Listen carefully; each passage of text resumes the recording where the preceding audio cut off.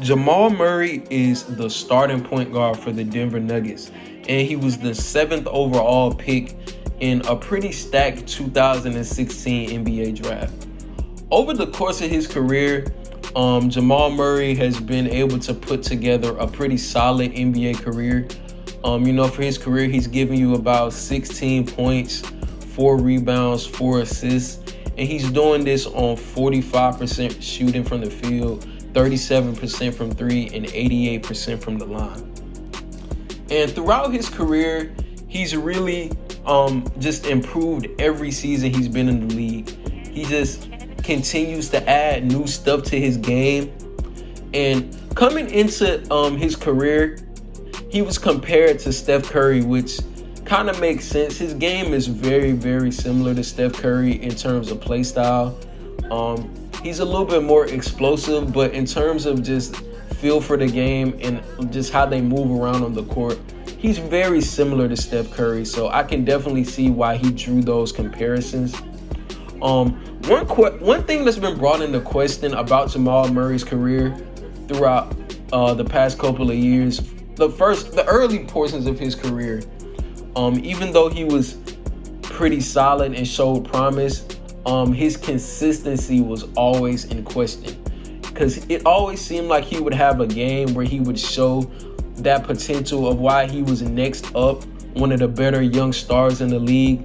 Then he would just go back to being average. It seemed like he would have a game where he would drop 40, then the very next game he'll drop like 13 or something.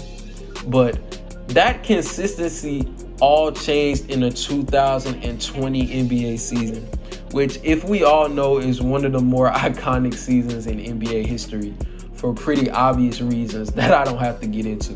So in this season, Jamal Murray was putting up 18.5 points per game, 4 rebounds, 4.8 assists on 45.6% shooting from the field, 34.6% from three on 5.5 attempts, and 88.1% from the free throw line. So if you look at these stats, pretty solid numbers. Up to this point in his career, this was a career high in field goal percentage and points per game from him. So he had a pretty solid season this year. But we all know what happened later that season. So in the bubble, in the playoffs, Jamal Murray was out of his mind. He averaged 26.5 points per game, 4.8 rebounds, 6.5 assists. Well, 6.6 assists per game, actually. And he was doing this on 51, 45, 90 shooting splits. So if you look at these numbers compared to what he was doing in the regular season, one of the biggest jumps we've seen in a long time. That run he just went on in the playoffs was just incredible. You had Denver coming back from 2 3-1 leads. And just one of the most impressive playoff runs we've seen in a long, long time. He just looked so confident on the court.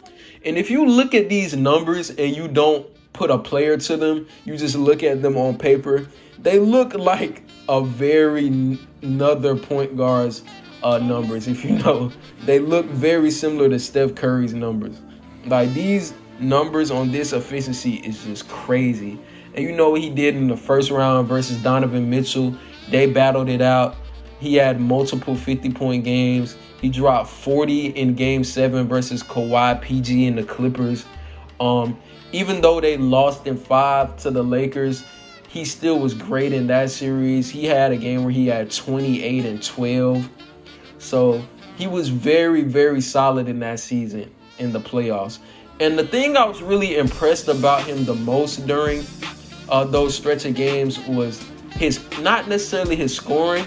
He was more consistent, but I always knew he could score. But the thing that I was most impressed with him was his playmaking and decision making.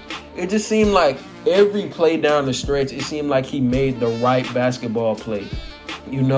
Because in the past, it looked like he always was kind of forcing shots a lot, but he looked so smooth, and it looked like he was really controlling the pace of the game. He wasn't forcing shots. And a lot of this play carried on to the 2021 season, where he was just phenomenal as well. You know, in this season, he averaged a career high in points per game. He averaged a career high in field goal percentage, despite him averaging a career high in field goal attempts per game. He also averaged a career high in three-point percentage on career high attempts. And obviously, he shot 86.9% from the free throw line. He's always been an incredible free throw shooter. So his play really carried on into this season. Even in a game against the Cavs, he had a game where he scored 50 points with no free throws attempted, which is actually an NBA record. That 50 points is the most points scored without a single free throw attempted, which a record was originally held by Hakeem with 48. And in this game, Jamal Murray, he shot 21 for 25 from the field, and he was the first player in NBA history to shoot 80% from the field and 80% from three while scoring at least 50 points. So looking at this game, one of the greatest scoring performances I've ever seen. So that's just a blueprint showing that what he did in the bubble wasn't necessarily a fluke. You feel what I'm saying?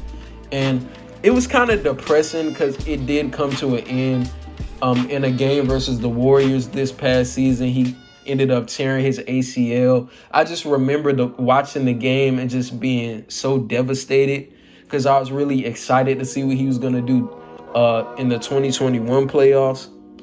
But nonetheless, it's looking like he's going to be coming back soon, maybe around March or so. So, ACL injury is a very serious injury on such an explosive and athletic point guard. But I really believe he can come back and do some big things. You know, he's really shown in the past just his relentlessness and tenacity. He just looks like he doesn't give up on plays. He's just very, very, very, very hard working, it seems. You know, he doesn't get caught up too much in the hype. He just puts his head down and he goes to work. And he's just a very exciting young player to watch.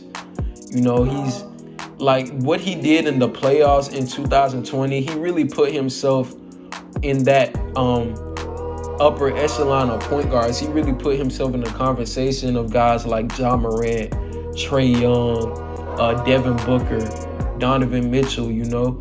And if he comes back and he's healthy and he continues to play like he was playing before he got injured, he will for sure continue to build his name and just climb the ranks on not only the best point guards in the league but the best players in the league as well. You know, he's one of my favorite players in the NBA. He's just very, very, very astonishing, you know what I'm saying, in terms of what he's been able to do on the court. He's just very fun to watch.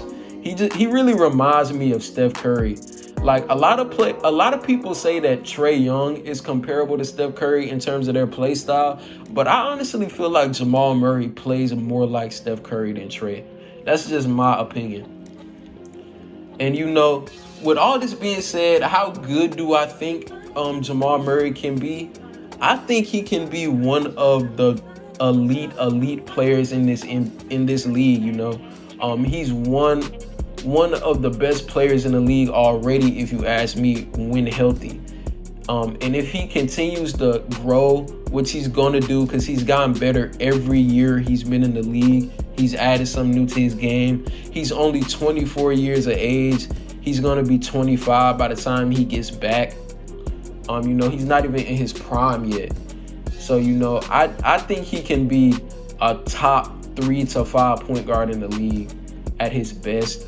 I think he can be maybe not necessarily an MVP, but I do think he can be an all NBA level talent. Just, I do think he can be a solid number 2 on a championship team. And The stats I think he's going to average at his peak, I think he's going to be about a 25 to 27 point per game scorer on about 47% shooting, probably 38% from three, and around 90% from the line. So you look at those numbers are comparable to guys like Steph Curry, Trae Young, Luka Doncic. I'm not necessarily saying he's going to be better than those guys, but like I said, he's going to continue to build his name and not only becoming one of the better point guards in the league, but one of the best players in the league in general. If you made it this far in the video, man, I rock with you tough. You feel what I'm saying? I just appreciate y'all for watching. I hope y'all had a great Christmas. You know, I had a pretty good Christmas myself. I can't complain. I thank y'all for watching, and I got more content on the way for y'all. I'm gonna keep being consistent for y'all, keep making content, keep dropping this heat, and we out to you, feel me? Peace.